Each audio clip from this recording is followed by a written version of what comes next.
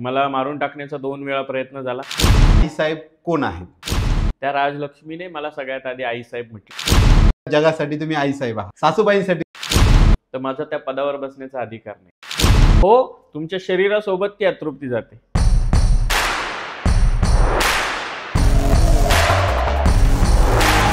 नमस्कार, स्वागत आहे तुमचं पॉडकास्ट 18 मराठी या महाराष्ट्रातील ट्रेंडिंग पॉडकास्ट चॅनलवर.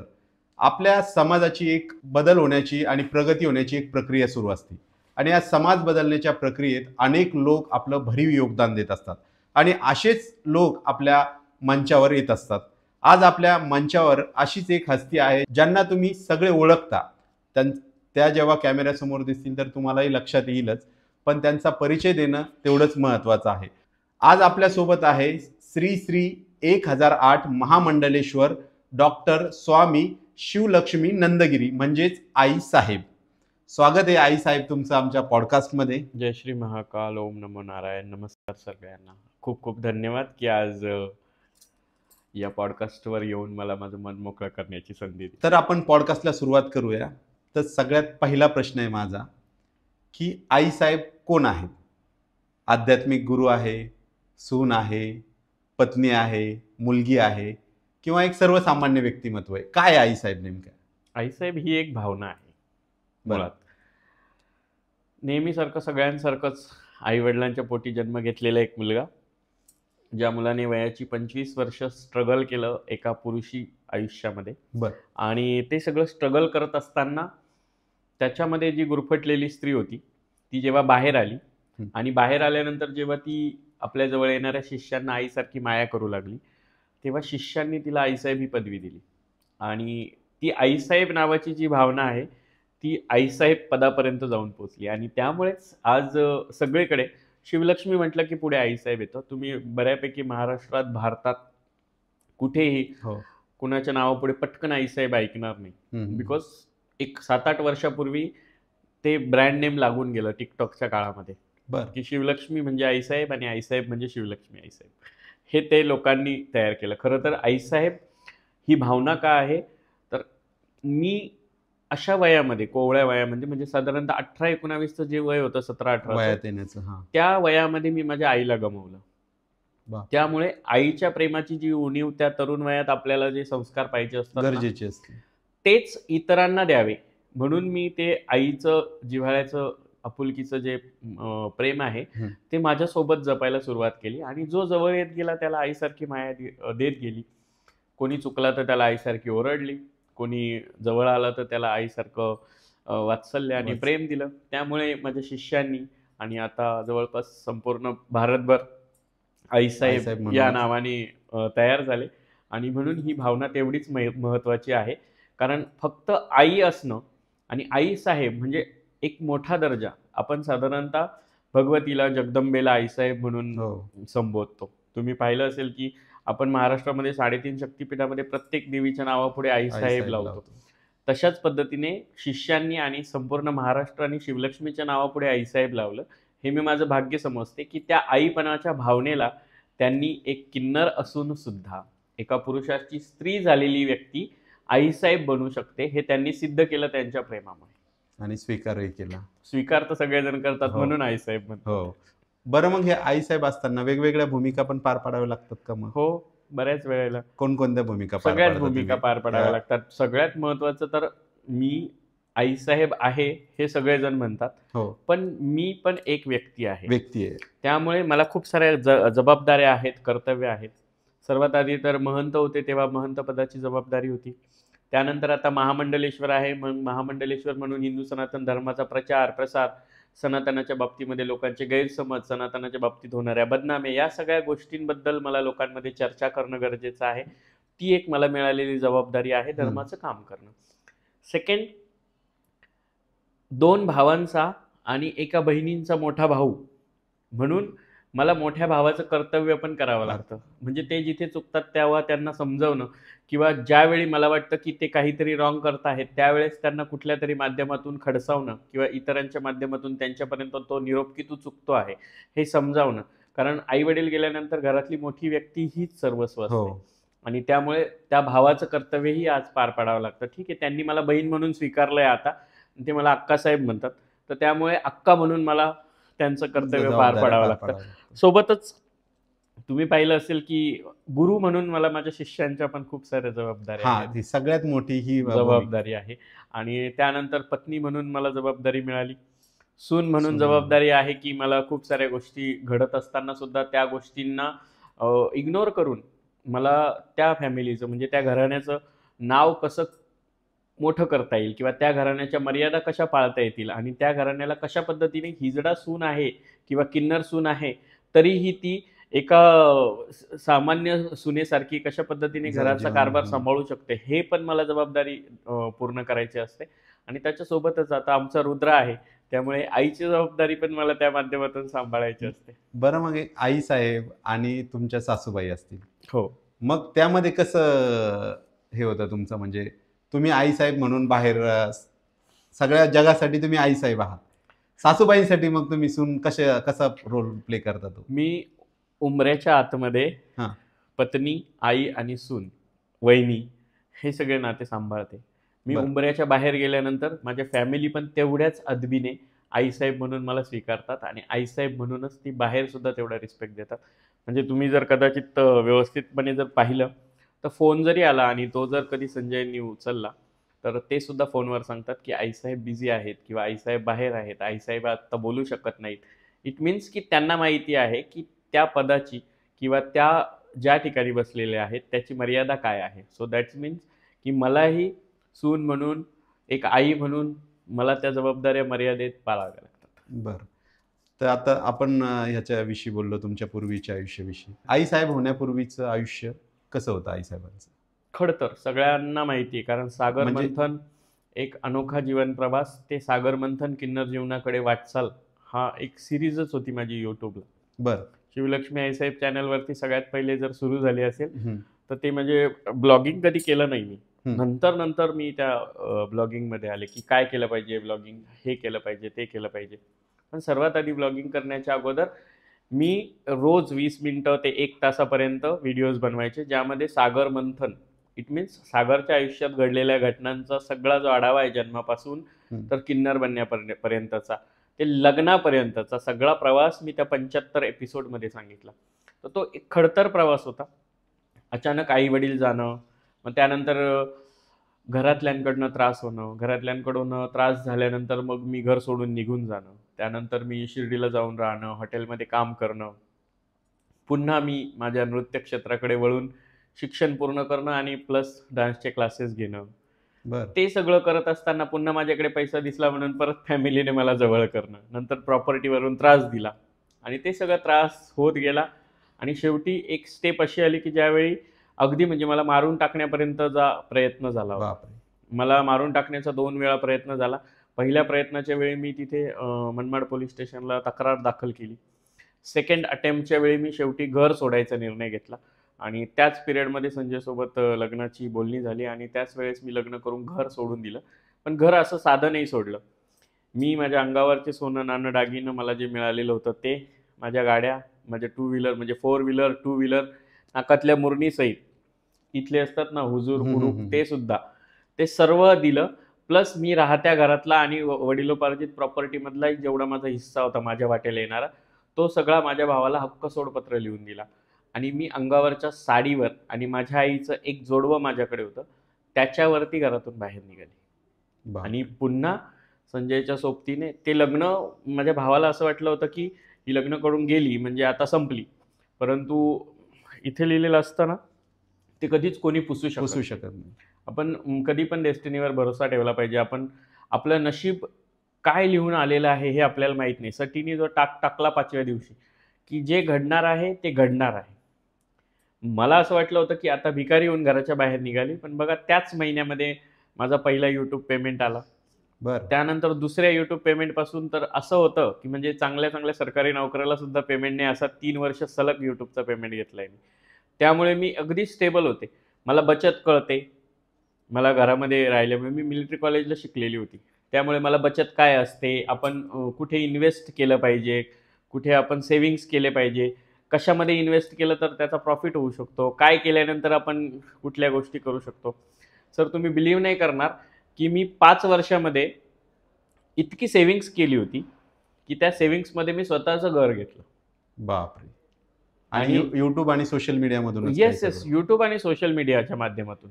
हे का सांगायचं गरजेचं आहे की तुम्ही कितीही संकटातून जा, कितीही संघर्षातून जा, पण तुमच्या नशिबात येणाऱ्या गोष्टी, लोक म्हणतात की पैसा टिकत नाही. पैसा आपल्याला टिकवावा लागतो. बरोबर आहे. पैसा 100 रुपये जर आले ना, तर त्या 100 रुपयामधून 50 रुपये बचत करण्याची कला आपल्या भारतातल्या स्त्रियांकडे आहे. तर मला पण तेच आहे, मी 100 रुपये माझ्याकडे आले ना, तर त्या 100 रुपयामधून 50 रुपये बाजूला काढणे, 25 रुपये इन्व्हेस्ट करणे, आणि 25 रुपये जे उरणार आहेत त्याच्यामध्ये 12.5 रुपये माझा खर्च असणार आणि 12.5 रुपये माझ्या अडीअडचणीचा पैसा असणार. इतकं छान नियोजन करते मी, आणि आजही मी त्याच नियोजनमध्ये असते. खूप क्वचित एखाद्या स्ट्रेस लेवलला जाण्या इतपत सुद्धा मी असं करून ठेवलं की माझी आई नेहमी मला सांगायची की सगळ्यात तुझ्याकडे असणारा दागिना असतो सोनं, की जो तुला अर्ध्या रात्री पैसा देऊ शकतो. म्हणून जी बचत करत गेले ना, ती बचत बाजूला ठेवली, आणि जे इन्व्हेस्ट करत गेले ना, ते इन्व्हेस्ट गोल्डमध्ये करत गेले. आजही तुम्ही बघा, ज्यावेळी लग्न झालं होतं माझं 2021 मध्ये, त्यावेळी सोन्याचा भाव होता 5,000 रुपये, 4,900 रुपये ग्राम. बरोबर, 4,900 रुपये पर ग्राम, म्हणजे 49,000 रुपये तोळा. आज सोन्याचा भाव 1 लाख रुपये तोळा आहे. 5 वर्षात सोनं दुप्पट झालंय. ती तेव्हाची इन्व्हेस्टमेंट मला आत्ता काम आली. मी तेव्हा काय करायचे, पैसे जर आले तर वेढा असतो 1 तोळ्याचा, अर्धा तोळ्याचा, म्हणजे माझ्याकडे 1 लाख आले की 50,000चा एक वेढा करून घ्यायचा. बरं, एवढं चांगलं नियोजन करता तुम्ही. शिक्षण काय झालेलं आहे? मी MA BEd आहे सर, सगळ्यांना माहिती आहे. तुम्ही एवढं पैशाचं व्यवस्थित नियोजन करताय, तुम्ही काय कॉमर्सचं काही शिक्षण घेतलंय का काय, असं वाटलं मला. हो, मी BCom पर्यंत होते.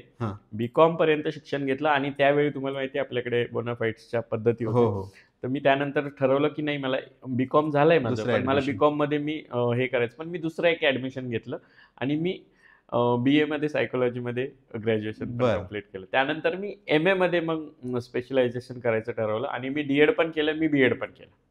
बरं.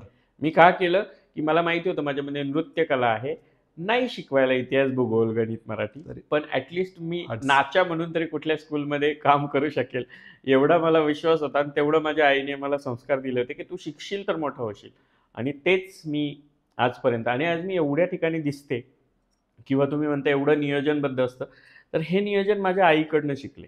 बरं.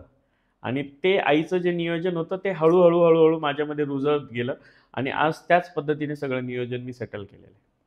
बरं, आता आपल्या भारतात कसं आहे की तुमच्या आतमध्ये एक पर्सनॅलिटी आहे, वेगळी पर्सनॅलिटी, आणि ते सांगणं खूप अवघड आहे आपल्या देशात, तरी आपल्या समाजात म्हणा. तर हे जेव्हा लक्षात आलं तेव्हा नेमकं काय घडलं होतं? घरी कसं सांगितलंय? आईला माहिती होतं. ज्या वेळेस आई होती तेव्हा आईला मी सतत सांगायची, कारण मी लहानपणापासून 4थीला होते तेव्हापासून डान्सच करत आले मुलींसारखे. भरतनाट्यम, कथ्थकमध्ये विशारद केलं होतं, त्यामुळे मी त्याच याच्यामध्ये होते. वडिलांना वाटलं की आता हा नाक घालवणार, बायल्या छक्का सारखा वागणार, म्हणून माझ्या वडिलांनी मिलिटरी कॉलेजला टाकलं की हा जरा मर्दाना होईल. पण तसं काही घडलं नाही, कारण आतमध्ये जे हार्मोन्स इम्बॅलन्स झालेले असतात ना, ते कधीही पटकन बाजूला होत नाही. ते तुमच्या माइंडवर सेट झालेले असतात. तुम्ही प्रेशरनं त्याला दाबून ठेवू शकता, पण संगतीचा पण तेवढा परिणाम असतो. बघा, मी जेव्हा घरामध्ये होते ना लहानपणी, आत्याच्या मुली, मामाच्या मुली, मावशीच्या मुली, भाडेकरूंच्या मुली, सगळ्या मुलींमध्ये असलेला मुलगा आहे मी. त्यामुळे मला भातुकली खेळणं, भांडे खेळणं, टॉवेलची साडी गुंडाळणं, हेच खेळ माहिती आहेत. माझ्यासोबत मित्र असे कुणी नाही. तुम्हाला मी माझ्या मैत्रिणींची 100 नावं सांगू शकते. मित्र 1-2 जे माझ्याशी बोलत असतील तेच माहिती असतील मला, की जे स्वतःहून बोलत असतील किंवा मी त्यांच्याशी मित्र म्हणून बोलत असेल. बरं, वातावरणाच्या परिणामानं आपल्या पर्सनॅलिटीवर परिणाम होऊ शकतो का? मग वातावरणाचा नाही, पण संगतीचा परिणाम तुमच्या माइंडला एका लेवलपर्यंत सेट करतो, आणि त्यातल्या त्यात तुमचे हार्मोनल इनबॅलन्स जेव्हा होतात त्यावेळेस आपोआप तुमच्यामध्ये एक बायकीपणा जो असतो तो पटकन जास्त फुलत जातो. आणि हार्मोनल इनबॅलन्सिंगमुळे शरीरात खूप सारे बदल घडत असतात, आणि ते प्रकर्षाने तुमच्यामध्ये दिसायला लागतात. जेव्हा ते दिसतात ते सगळे बदल, तेव्हा लोकांना पण कळतं, म्हणजे आपल्या चालण्यात, बोलण्यात, वागण्यात, बसण्यात, उठण्यात, एका छोट्या गोष्टीतून कळतं, सगळं कळतं. म्हणजे तुम्ही मुलांचं जर उदाहरण घ्याल तर जा रे असं म्हणणं, आणि जाऊ दे ना ग असं म्हणणं यात यात फरक फरक आहे. हो. सो जाऊ दे ना ग म्हणणारे म्हटलं ना की आताही बघा मी खूप मुलांचं बघते आणि मुलींच्या बाबतीमध्ये की दोन मित्र असले आणि तो म्हटला ना मुलींना जरी म्हटला ना ग जाऊ दे ना ग तरी ते मुलं म्हणणार हे काय बायल्यासारखं बोलतो. म्हणजे ही ती टेंडन्सी झाली आता लोकांना, बरोबर. मेंटॅलिटी लोकांनी तशी सेट करून घेतली. पण ते हार्मोनल इनबॅलन्सिंग काय असतं हे ज्याला अक्कल आहे त्याला समजतं, ज्याचं शिक्षण आहे किंवा ज्याला बऱ्यापैकी या सगळ्या फील्डमधलं माहिती आहे त्याला माहिती आहे की हार्मोनल इनबॅलन्सिंगमुळे शरीरात काय बदल होऊ शकतात. नाहीतर मी असंही पाहिलं की डॉक्टर असणाऱ्या लोकांना सुद्धा मेल टू फिमेल सर्जरी किंवा फिमेल टू मेल सर्जरी बद्दल माहीत नाही, बरेच जण आहेत. हो. बरं, आता हे हा विषय आहे की आता तुमचं हे जे जीवन आहे, आईसाहेब बनलात तुम्ही. पूर्वी तुम्ही टिकटॉकवर होता, हो नंतर यूट्यूब आणि सगळ्या सोशल मीडियावर आला, हो आणि 2021 मध्ये मला वाटतं तुमचं लग्न झालं. हो. लग्नापूर्वी म्हणजे लग्न झालं तो एक काळ, आणि त्यानंतर काही एक 4 वर्षानंतर डायरेक्ट आईसाहेब आणि महामंडलेश्वर 1008 महामंडलेश्वर ही पदवी. ही स्टोरी काय कळली नाही, म्हणजे अचानक कसं 2016 मध्ये मी किन्नर आखाड्याशी जोडले. 2016 मध्ये 2016 मध्ये जेव्हा मी मेल बॉडीमध्ये होते आणि मेल सारखी राहत होते. मी टिकटॉकवर असताना मेल बॉडीमध्ये होते आणि माझे मेल ड्रेसेसवरच तुम्ही व्हिडिओ पाहाल. पण तेव्हाही माझं नाव शिवलक्ष्मी आईसाहेबच होतं 2016 मध्ये. हो, कारण मला शिष्य होते ना ऑलरेडी तेव्हा. बरं. हो, कारण तेव्हा मला बऱ्यापैकी सगळं छान कळत होतं. वयाची 20 वर्ष पुढे लोटली आणि आपण बाहेर गेलो की आपल्याला 4 लोक भेटणार, मुलं भेटणार, मग ते शिष्यत्व गुरुत्व ह्या सगळ्या गोष्टी येतात. मी गुरु केलेले असल्यामुळे मग मला शिष्य करणं पण मला माहीत झालं होतं. सो मी शिष्य पण करायला सुरुवात केली होती. माझा सगळ्यात मोठा चेला होता राजलक्ष्मी. त्या राजलक्ष्मीने मला सगळ्यात आधी आईसाहेब म्हटलं होतं आणि त्या राजलक्ष्मीचं बघून माझे सर्व शिष्य मला आईसाहेब म्हणायला लागले आणि त्यांचं बघून मला संपूर्ण महाराष्ट्रच आहे आईसाहेब म्हणायला लागला. मी काही स्वतःहून स्वतःला आईसाहेब नाही म्हटलं. नाही, तसं तर कोणी म्हणू शकत नाही. हो, तर मग तशा पद्धतीने ते आईसाहेब झालं. 2016 मध्ये मी आंतरराष्ट्रीय किन्नर आखाड्यामध्ये जोडले. जेव्हा मी आंतरराष्ट्रीय किन्नर आखाड्यात जोडले तेव्हा आमच्या अनंत विभूषित आचार्य महामंडलेश्वर लक्ष्मीनारायण त्रिपाठी जी आत्ताच्या माझ्या गुरु आहेत, त्यांनी धुळे येथे एका कार्यक्रमामध्ये मला महंत घोषित केलं. बरं. हो, आणि तेव्हा मी 2016च्या डिसेंबरमध्ये, म्हणजे 2017च्या जानेवारीचा पिरियड होता, फेब्रुवारीचा, जेव्हा काळूबाईचा मूर्ती प्रतिष्ठापना सोहळा होता मंदिराचा, त्या दिवशी मला महंत घोषित केलं गेलं. मी तेव्हापासून महंत म्हणून काम पाहायला सुरुवात केली. म्हणजे मी त्या पद्धतीने हिंदू सनातन धर्माचा अभ्यास करणं, सगळ्या गोष्टी पाहणं. कधी जर सपोज मी तुमच्या सारख्यांसमोर जाऊन बसले आणि मला एखादा प्रश्न विचारला, मला जर तो माहीत नसेल तर माझा त्या पदावर बसण्याचा अधिकार नाही. म्हणून त्याचा अभ्यास करणं तेवढं गरजेचं होतं. सो तो 2017 पासून मी महंत होते. मी 2017 ते 2021 पर्यंत महंत होते. 2021 मध्ये मला महामंडलेश्वर घोषित केलं गेलं. बरं. ओके. आणि ते महामंडलेश्वर घोषित होण्याच्या जवळपास 7-8 महिन्यानंतर, म्हणजे 2022च्या मार्च महिन्यामध्ये मी दिल्ली येथे बालाजी मंदिर आहे तिथे शिवशंकरांच्या पिंडीवर रुद्राभिषेक करून मला महामंडलेश्वर म्हणून त्यावेळी माझा रुद्राभिषेक झाला आणि त्यावेळी महामंडलेश्वर म्हणून मला लिगली घोषित करण्यात आलं. आणि त्यानंतर पहिला येणारा जो कुंभ होता तो आता 2025चा होता आणि त्या कुंभमध्ये मी सर्टिफाईड इंटरनॅशनल किन्नर आखाड्याची महामंडलेश्वर आहे. बरं. तुम्हाला जबाबदारी घोषित आधी होतात, जबाबदारी दिली जाते आणि त्यानंतर येणारा जो कुठला कुंभ असतो तेव्हा तुमचा पट्टाभिषेक होतो. बरं. सो ते एकदम असं पटकन झालं असं नाहीच ना. 2017 मध्ये महंत झाले. महंत नंतर महामंडलेश्वर मला घोषित केलं. नंतर त्या पदासाठी मला असं म्हणजे तिथे हे नियुक्त केलं आणि त्यानंतर माझा पट्टाभिषेक झाला. बरं, हे जे तुम्हाला हे पद मिळालं, तर ह्याच्यासाठी प्रपंच असावा नसावा असं काही अट नसते का त्याला? हो, भरपूर साऱ्या अटी असतात, खूप साऱ्या अटी आहेत. हे बघा, संन्यासी वर्गाचा एक वेगळा साधू संतांचा समाज आहे आणि ब्रह्मचारी लोकांचा एक वेगळा समाज आहे. तर तुम्ही एक लक्षात घ्या, संन्यासाची पोरं म्हणून हिणवला जाणारा आपला जो महाराष्ट्र आहे ना, त्यामध्ये माऊलींना 21व्या वर्षी संजीवन समाधी घ्यावी लागली. हे माहीत नसलेल्या आत्ताच्या 21-22 वर्षाच्या मुलांना त्यावेळेसची माऊली कळू शकत नाही. त्यामुळे आत्ता संन्यास आणि ब्रह्मचर्य आणि संसारिक आणि प्रपंचिक या सगळ्या गोष्टी अध्यात्मातून कशा येतात किंवा तुम्ही कशा पद्धतीने संसार म्हणजे परमार्थ करून तुम्ही अध्यात्म करू शकता, या बाबतीतलं वाचन केलं तर त्यांना ते समजेल. त्यामुळे ज्यांना समजत नाही त्यांना आपल्याला क्लेरिफिकेशन द्यायची गरज नाही पडत. आयुष्यामध्ये मी स्त्री आणि पुरुष या दोन्ही भावना तोडून मी एक किन्नर म्हणून स्वतःचा ज्यावेळेस सगळ्यांसमोर प्रेझेंट केला, आणि आता मी मेडिकली आणि सर्टिफाईडली किन्नर आहे. सो मी जर पूर्णपणे आता स्त्रीत्वाकडे आलेले आहे, त्यातल्या त्यात मी एक त्यागमूर्ती आहे. बिकॉज काय की किन्नरांसाठी कुठलेही व्रत नाही किंवा कुठल्याही पद्धतीने बंधनं नाही आहेत. बरोबर. म्हणजे जे स्त्रीला आपण स्पृश्य अस्पृश्य या सगळ्या गोष्टींच्या याच्यामध्ये जातो, पुरुषांना ज्या गोष्टींमुळे आपण म्हणतो की स्पर्शाच्या गोष्टी असतात, तशा किन्नरांच्या बाबतीत नाही. ऑलरेडी आम्ही ज्या दिवशी आम्ही किन्नर बनतो, ज्या दिवशी आमचा प्रोग्राम होतो किन्नर होण्याचा, थडा भरला जातो, त्या दिवसापासून ऑथेंटिकली मी देवाची सेवेकरी झाले. माझं त्याच दिवशी देवासोबत लग्न लागतं. म्हणजे एक किन्नराचं आधी देवासोबत लग्न लागतंच ना. सो त्यामुळे त्या लग्नाचा किंवा संसाराचा अध्यात्माशी काही संबंध नाही. तुम्ही अध्यात्माच्या जागेवर ठेवा आणि परमार्थाच्या जागेवर. तुम्ही ज्या आखाड्याचा उल्लेख केला, हे नागा साधू आणि हे आखाडे एकच असतात का बरं? श्री पंचदशनाम जुना आखाडा आहे, जो सगळ्यात जुना आणि सगळ्यात प्रतिष्ठित आणि सर्वात मोठा आखाडा आहे.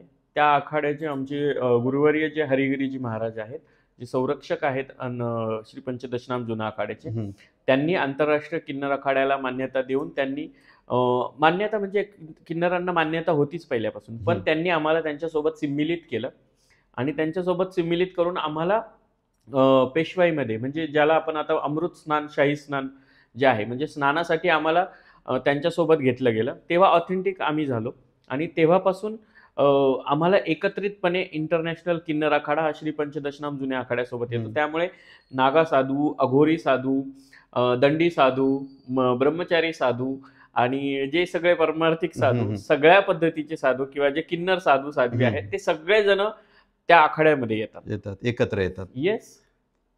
आणि मग हे कुंभमेळ्यात वगैरे मग सगळे एकत्र? हो, आम्ही एकत्रच असतो. तुम्ही पाहिलं असेल जर माझ्या व्हिडिओच्या माध्यमातून, तर पट्टाभिषेक झाला त्यावेळेसही तुम्ही पाहिलं असेल की सगळे साधू संत जगद्गुरू सर्वजण होते.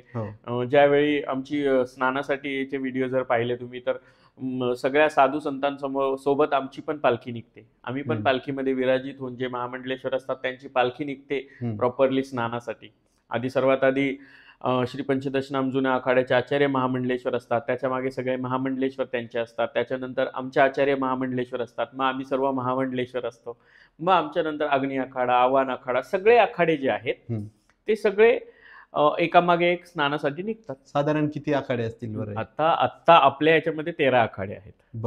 आणि त्या 13 आखाड्यांमध्ये छोटे छोटे पण काही आखाडे आहेत जे मोठ्या मोठ्या आखाड्यांना जुडलेले आहेत. तुम्ही एक आंतरराष्ट्रीय आखाडा उल्लेख केला, आंतरराष्ट्रीय किन्नर आखाडा. आंतरराष्ट्रीय म्हणजे दुसऱ्या देशातले लोकही यामध्ये?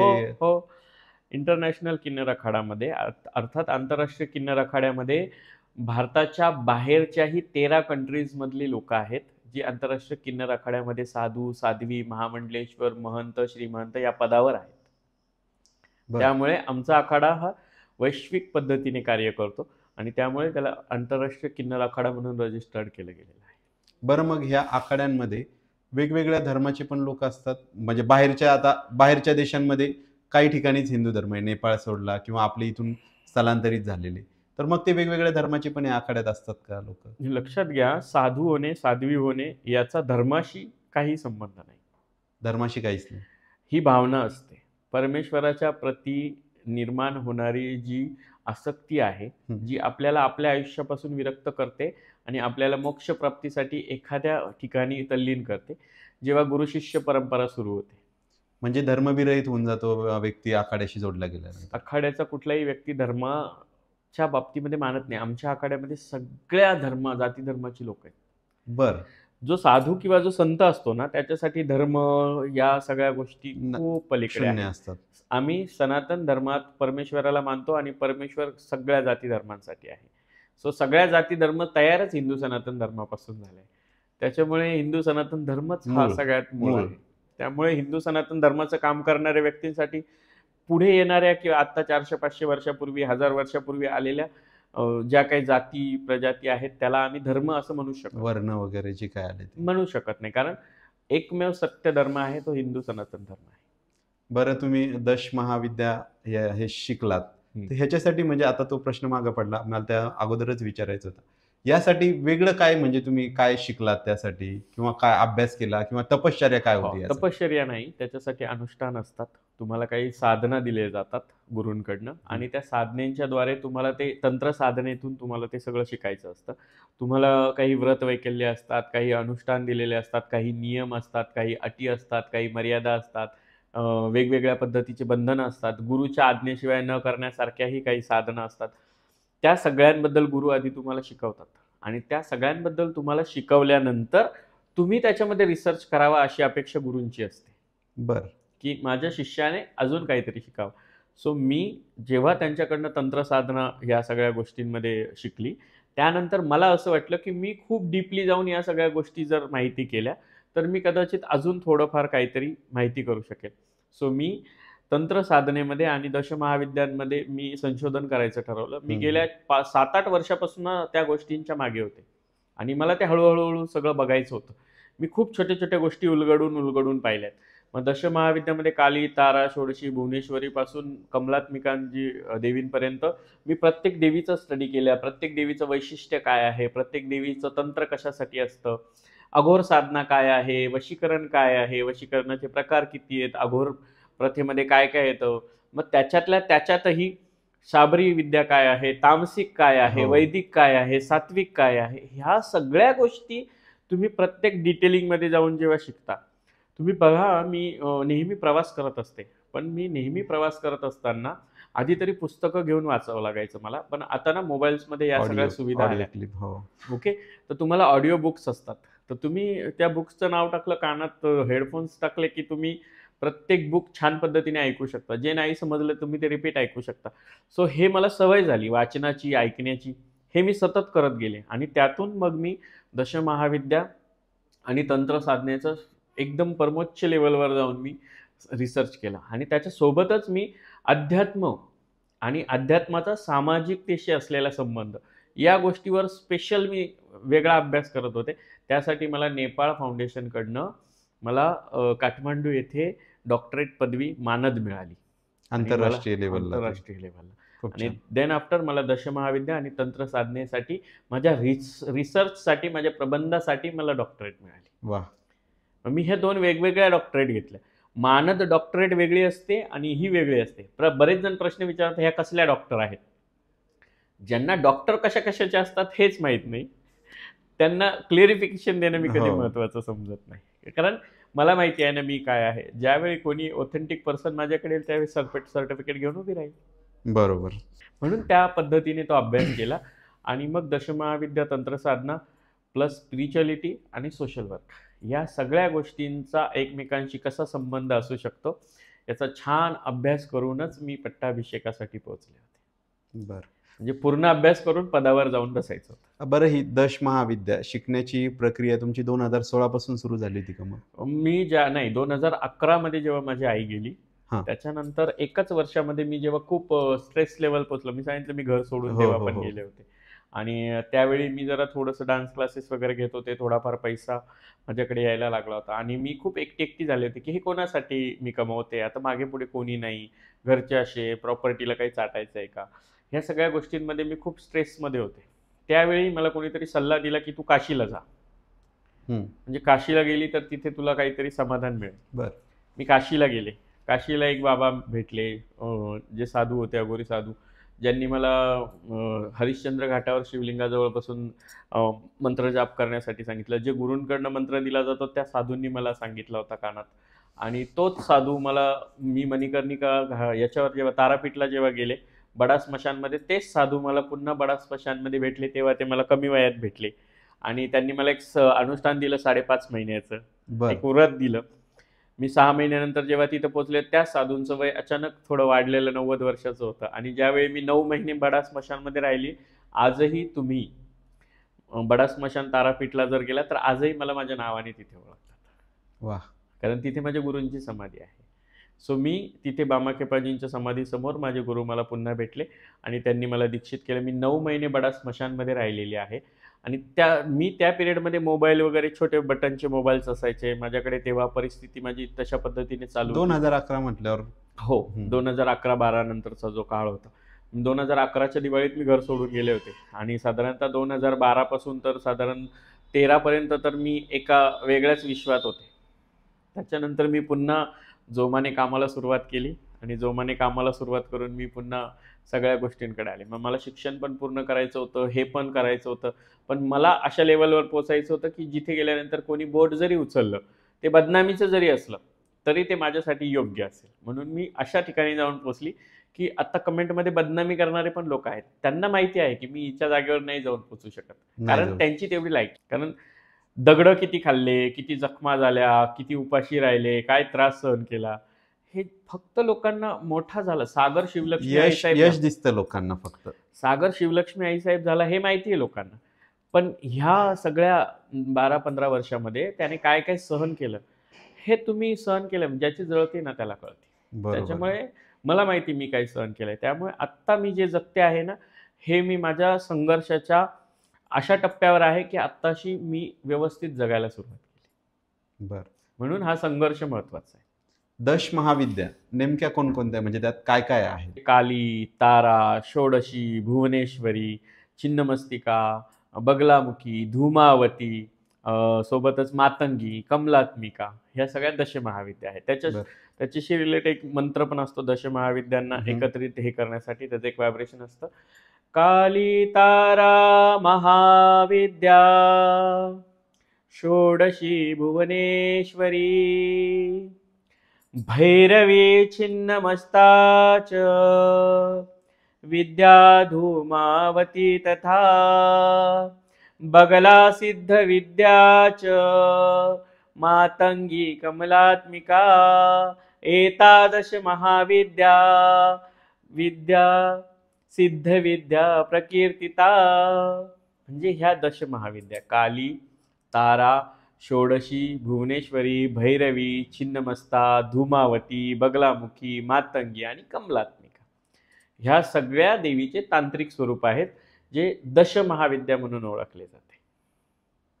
बरं, ह्या ज्या दश महाविद्या आहेत यातून तर लोकांचं भलं किंवा चांगला मार्ग दाखवता येतो, यातून वाईटही करता येतं का लोकांचं? हो, बरेच, म्हणजे आपण त्याला स्वार्थी पर्सनॅलिटीज करू शकतात हे, आणि होतं आजकाल. मी पाहते आहे बऱ्याच ठिकाणी पण ह्या गोष्टी मी पाहते आहे की खूप जण आहेत की आपल्याला मिळाल्या साधनेचा आपल्याला लोककल्याणासाठी उपयोग करायचा आहे. हो, कुणाच्या सुखदुःखासाठी, दुखण्यासाठी, चांगल्यासाठी, सगळ्या गोष्टींसाठी, संसारासाठी जर तुम्ही योग्य उपयोग करत असाल तर तुम्ही गुरुने दिलेल्या मर्यादा पाळताय. मी मगाशी जसं सांगितलं ना की गुरु तुम्हाला बंधनं देतात, मर्यादा देतात, नियम देतात, अटी देतात, तुम्हाला साधना देतात, तर ते तुम्हाला गुरु आज्ञेशिवाय त्या गोष्टी जेव्हा तुम्ही करायला जातात तेव्हा गुरु तुमच्यावर रुष्ट होतात.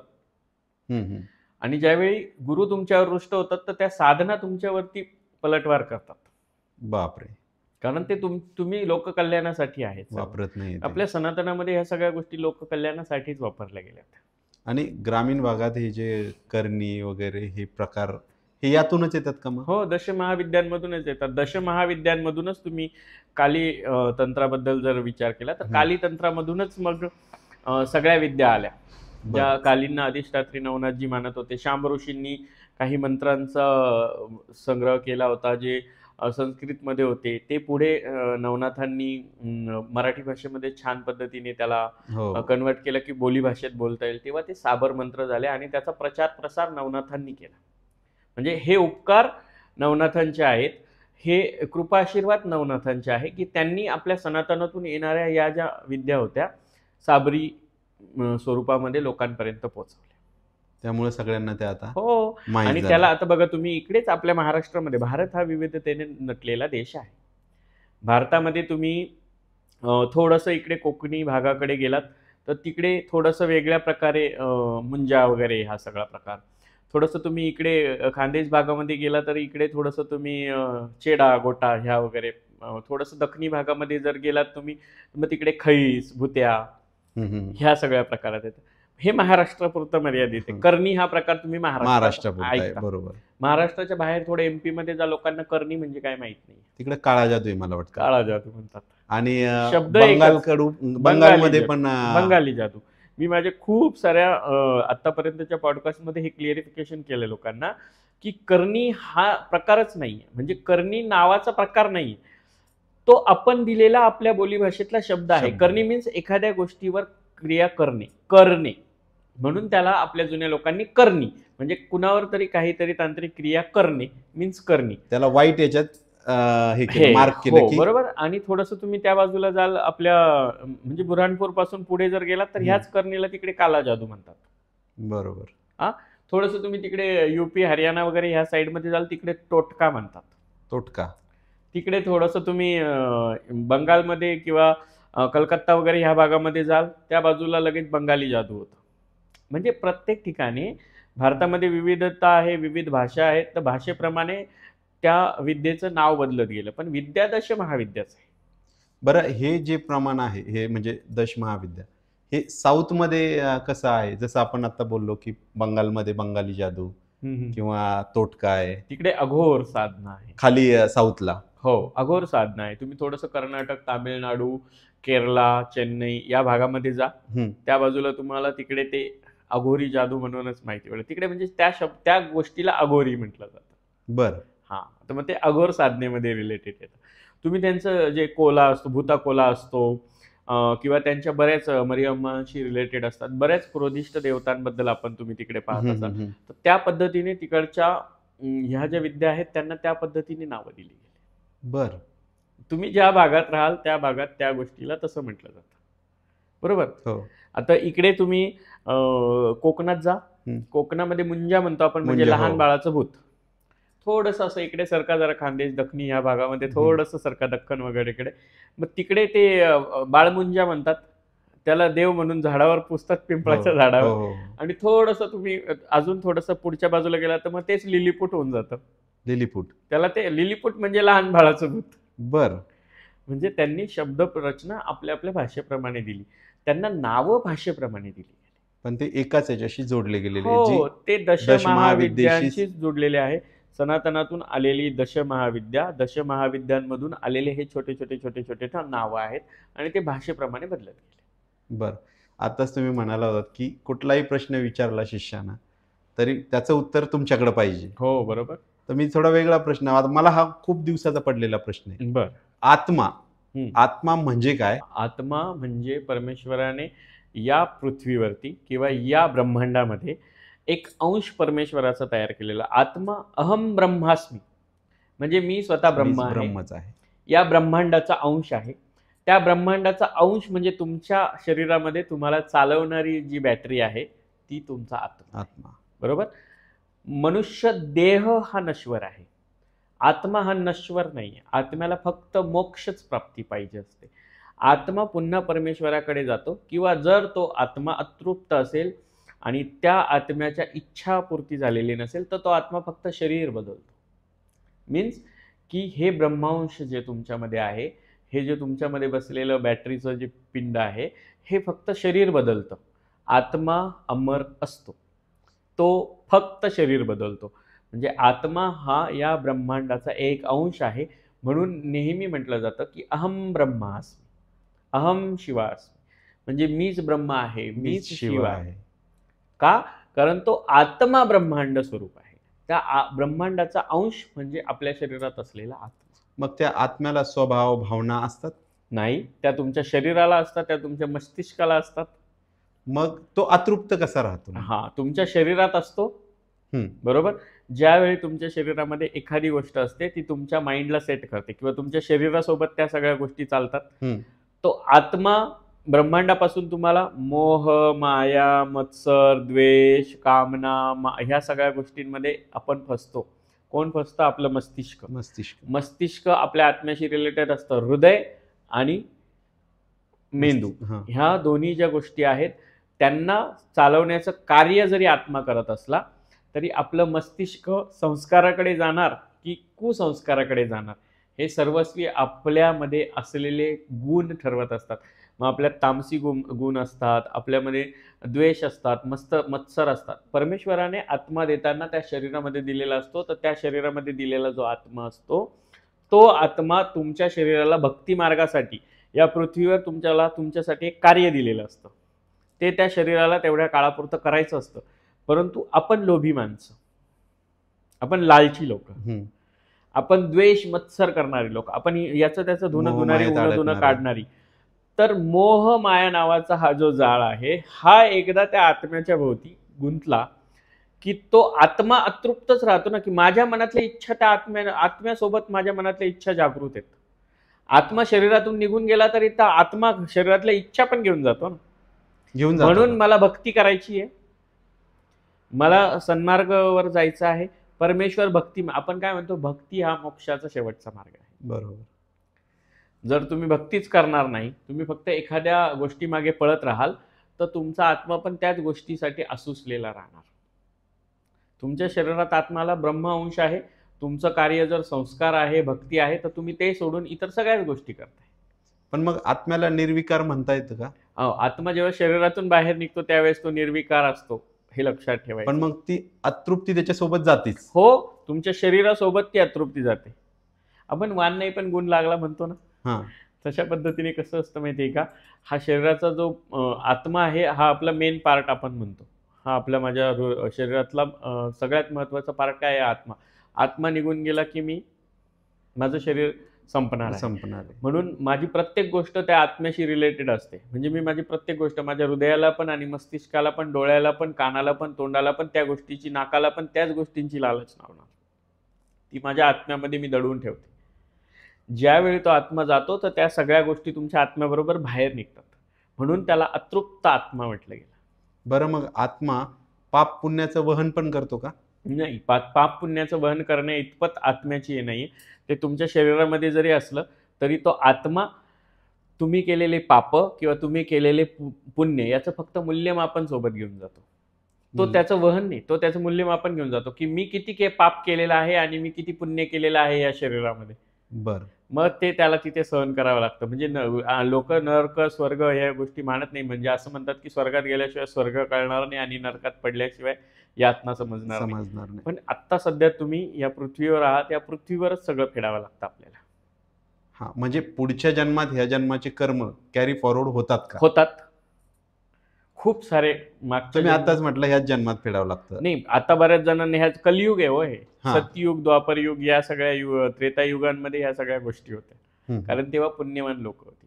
आपण पुण्यवान नाही. कलियुगात इथेच फेडावं लागतं म्हणायचं. आपण पुण्यवान नाही, आपण अजिबात पुण्यवान नाही. कारण प्रत्येक वेळी आपल्याकडनं काहीतरी घडतं.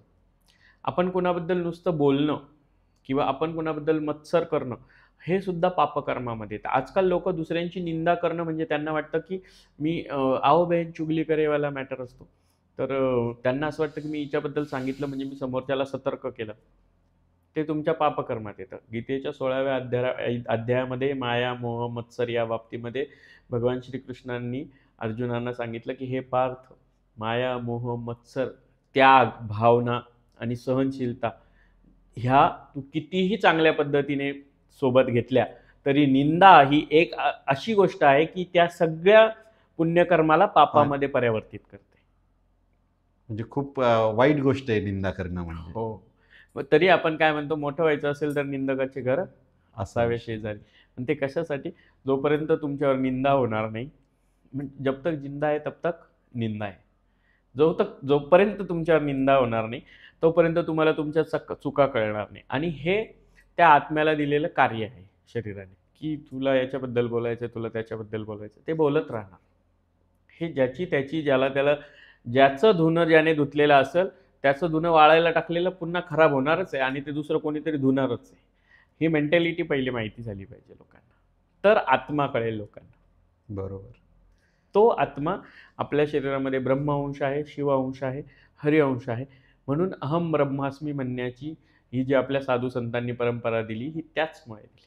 आलं लक्षात? आणि आत्माही गेल्यानंतर त्याला जर स्वर्गीय लोकी किंवा नरकलोकी जायचं आहे तर त्याने त्या शरीरात राहून किती पुण्यकर्म किंवा किती पापकर्मांबद्दल तुला सांगितलंय. आपल्या आत्म्याच्या पण दोन बाजू असतात, लक्षात घ्या. बरेच आपण जे म्हणतो ना मला विचार करावा लागेल, आय थिंक अबाउट इट, असं पण ज्यावेळेस विचार करतो त्यावेळी आपल्याला माहिती असतं मी हे केलं पाहिजे का नाही, पण मला 4 लोकांनी असं सांगितलंय म्हणून आपण ते करतो. त्यावेळी तुमचा आत्मा तुम्हाला निगेटिव्हिटीकडे पण घेऊन जातो आणि पॉझिटिव्हिटीकडे पण घेऊन जातो. म्हणून त्या शरीराला त्या आत्म्याशी संलग्न करणे आणि मोक्ष प्राप्तीसाठी त्या आत्म्याचं जर वहन तुम्हाला स्वर्गापर्यंत करायचं आहे, परमेश्वराच्या चरणापर्यंत करायचं आहे, एकमेव मार्ग आहे तो म्हणजे भक्ती मार्ग. तोच तुमचा मोक्षाचा मार्ग आहे, जो संतांनी सांगितलेला आहे. बस तोच. आणि हेच माझं काम आहे ना, प्रचाराचं आणि प्रसाराचं. म्हणजे तुम्ही कितीही गोल फिरून आलात तरी माझा शेवट मोक्षासाठीच होईल. बरोबर. पण मग प्रश्न हाच आहे की आता समजा पुनर्जन्म, हो, जर आपण ह्या जन्मात काही म्हणजे आपला आत्मा आपला जेव्हा सोडून जातो तेव्हा तो काहीतरी हिशोब घेऊन जातो. हो, मी पाप तुम्हाला पुण्याचं. सांगितलं मूल्यमापन सोबत असतं. तर त्या मूल्यमापनावरच पुढचा जन्म आधारित आहे का मग हो, आपला? 84 लक्ष योनी मधून आपल्याला फिरावं लागतं, आणि तेव्हा पुरुष म्हणजे आपण तेव्हा आपण माणसाच्या हो मानवी देहामध्ये येतो. म्हणजे असं होऊ शकतं का की पुन्हा माणसाचा जन्म मिळू शकतो? हो, काही होऊ अतृप्त शकतं. आत्मा जसं बोललात तुम्ही. अतृप्त इच्छा, अपूर्ण कार्य जर राहिलं आपलं हां. आणि त्यावेळी आपण परमेश्वर भक्तीमध्ये कुठेतरी कमी पडलो तर त्या आत्म्याला पुनर्जन्म घेणं तेवढंच गरजेचं असतं. म्हणून तो पुनर्जन्म घेतो, कुणाच्याही स्वरूपात घेतो. चांगलं कार्य केल्यावर मिळतो का माणसाचा जन्म? मोक्ष मिळतो ना. मोक्ष मिळतो मग नंतर. आणि भक्तीचा शेवट मार्ग मोक्ष आहे. धर्मावरून बऱ्याच गोष्टी चालू असतात. हं. तर धर्म कोणता? संतांनी सांगितलेला माणुसकीचा धर्म, श्रीकृष्णानं सांगितलेला कर्माचा धर्म, कर्मच तुमचे सगळे, किंवा आपण आपल्या सनातनातून आलेला हिंदू धर्म, कोणता धर्म नेमका आपण? सगळं सनातनातूनच आलं ना. सनातनातूनच धर्म आलं, सनातनातूनच कर्म आलं. बर.